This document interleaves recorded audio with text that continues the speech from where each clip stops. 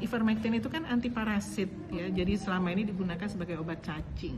Sebenarnya di Indonesia sendiri pun obat cacing yang sudah dikenalkan Combantrin ya, tetapi ini ivermectin sudah lama, 30 tahunan lah. Dari sisi keamanan katanya aman. Tetapi ditemukan dia itu kan untuk obat cacing 1 tahun sekali pemberiannya, 1 atau 2 kali dalam setahun. Itu pun ada efek sampingnya ya terhadap sistem saraf gitu. Apalagi ini kan mau diberikan nanti tiap hari. Nah, concern kalau saya karena banyak melakukan kajian analisis obat di dalam darah, concernnya kan dosis. Obat cacing itu dia memang didesain supaya dia banyak tinggal di saluran cerna. Artinya berarti yang masuk ke sistemik atau ke dalam darah itu kan akan sedikit. Nah, itu dari kajian-kajian dikatakan bioavailabilitasnya itu kecil. Bioavailabilitas tahu bio itu adalah hayati, available. Dia tersedia di dalam sistemik itu kecil jumlahnya. Ya, apalagi kemudian dia terikat dengan protein sebanyak 93%. Logikanya obat bebasnya itu sangat kecil. Nah, kemudian dia harus menuju reseptor. Reseptor itu kan ACE yang di saluran nafas. Nah, itu yang menyebabkan kemudian apakah obat cacing kalau mau dibuat obat COVID bisa langsung dosisnya bisa sama? Saya pikir tidak. Karena secara in vitro, mungkin Anda bisa dengar di YouTube, saya sudah bicara kemarin, secara in vitro konsentrasi yang dibutuhkan untuk mematikan 50% menghambat ya pertumbuhan replikasi virus itu 5 mikromolar. Kemudian ditingkatkan dosisnya ya, yang 12 mg dosis obat cacing itu dikalikan 8,5. Ya kira-kira berapa itu ya, nanti kalikan sendiri. Itu saja kemudian dicobakan ke dalam tubuh manusia, itu kadar maksimum hanya ditemukan 0,28 mikromolar.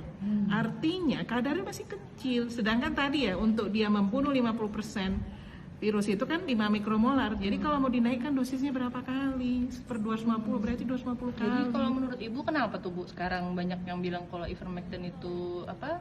Ya karena digembor-gemborkan, memang FDA sudah di Amerika, FDA mengakui dia bisa menghambat pertumbuhan SARS-CoV-2, tapi in vitro. Kan kalau itu apa Bu, saya awam Bu? In vitro itu di luar tubuh ini loh. Ini virus, tuh kemudian diberikan itu ivermectin di cawan gitu. Ya percobaan bukan di badan manusia. Bukan, jadi percobaan laboratorium di luar tubuh. Jadi yang itulah yang dikutip seakan-akan. Nah, itu yang dikutip yang saya sesalkan itu adalah kadang-kadang orang yang memang misalnya ya yang ya saya nggak nyebut lah siapa gitu, tapi kemudian tuh diambil, dicomot aja gitu. Dicomot tanpa mengerti in vitro itu apa. Dalam 48 jam virusnya mati. Oke, benar, tapi itu kan di dalam cawan, di dalam inilah laboratorium. Belum dicobakan ke manusia. Oke, nggak apa-apa. Kita kalau mau menunggu sabar tunggu, uji klinisnya kan baru sama aja kayak semprotan ya Bu ya, bisa bunuh virus juga di luar badan. Tapi kan nggak kita minum ya Bu. Nah ini kan sekarang mau dicobakan ke manusia ini, yang jadi ini mau masuk fase 2 dan 3 ya kan. Nah kalau saya justru saya pernah dimintakan pendapat, kalau saya dosisnya apakah cocok gitu. Tapi menurut Ibu akan efek, sebenarnya bisa nggak ini sebenarnya kalau di uji klinis menurut Ibu akan bisa tidak? Kalau kita kan kebetulan saya ngajar pengembangan obat ya, terutama uji-uji klinis itu panjang ya, kadang-kadang bertahun. Tapi ini kan mungkin karena memang dibutuhkan obat ini, mungkin kita menunggu aja 3 bulan.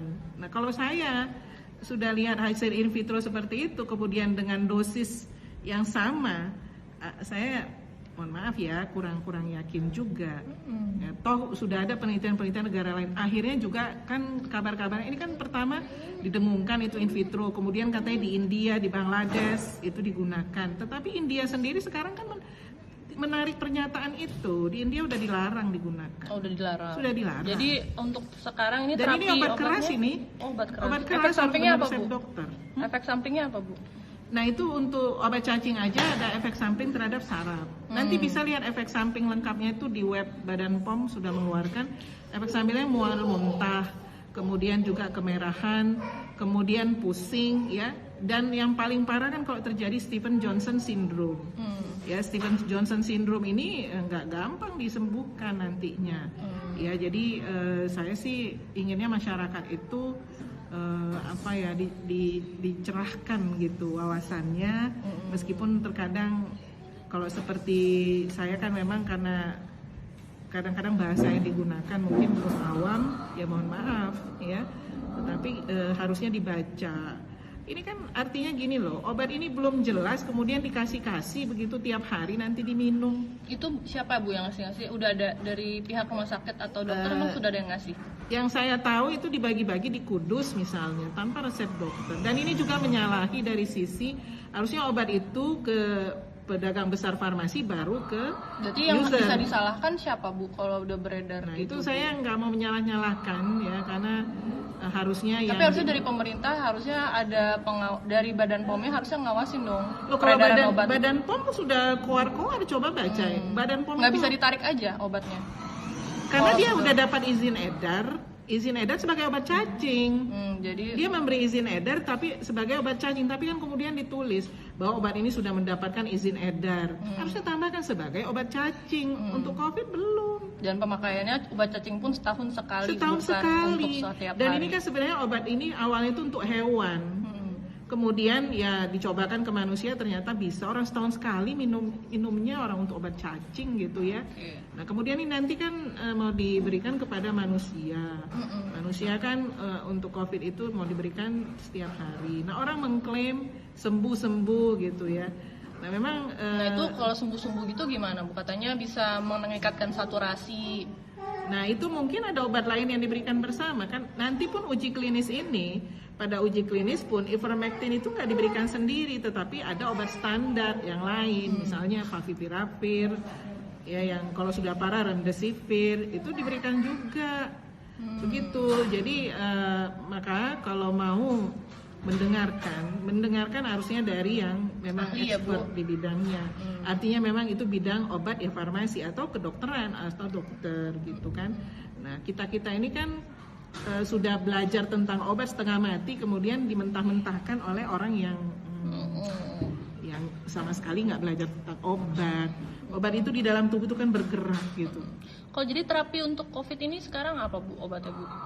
Kenapa? Jadi kalau ada yang kena COVID nih sekarang baiknya terapinya pokoknya harus konsultasi dengan dokter lah ya. Iya, yang aman itu konsultasi dengan dokter. Ya kalau ini kan sebenarnya sudah ada pengobatan standar ya, vitamin C, vitamin D dosis tinggi, kemudian juga bisa diberi kalau flu, bisa misalnya oseltamivir ya, oseltamivir kan sebenarnya untuk ini ya virus influenza. Ya, dia bukan anti COVID-19 tetapi bisa membantu. Kalau batuk ya minum obat batuknya misalnya ya, saya nggak menyebut merek ya nanti tidak etis. Kemudian kalau misalnya terjadi dimernya turun atau lain-lain itu dokter pasti internis akan tahu, dia akan memberikan ya obat anti platelet misalnya. Kemudian juga kalau misalnya sudah parah gitu biasanya diberikan remdesivir ya. Antivirus itu kan cuma 2 sebenarnya sudah diakui di dunia, favipiravir dan remdesivir. Ya. Tapi itu juga harus dengan dokter, nggak boleh beli sendiri ya Bu boleh. ya. Sekarang banyak yang nimbun-nimbun tuh Bu. Iya, itu yang salah ya. Tetapi mungkin orang khawatir ya.